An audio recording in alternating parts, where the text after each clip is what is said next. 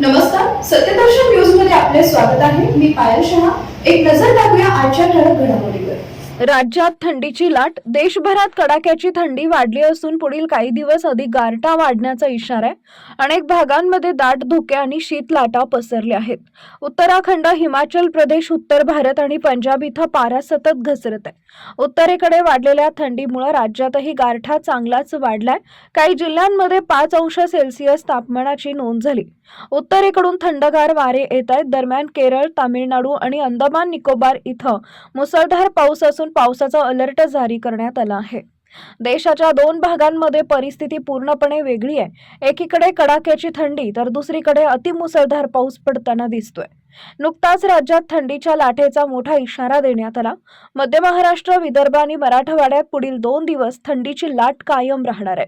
अहिल्यानगर, सोलापूर, पुणे, धुळे, जळगाव, नाशिक या जिल्ह्यांमध्ये थंडीच्या लाटेचा इशारा देण्यात आलाय. नांदेड, लातूर, हिंगोली, परभणी, बीड, छत्रपती संभाजीनगर, गोंदिया, वर्धा, नागपूर या जिल्ह्यांमध्ये थंडीचा कडाका वाढण्याची शक्यता आहे. पुढील 5 दिवसात कमाल तापमानात फार काही बदल होण्याची शक्यता नाही.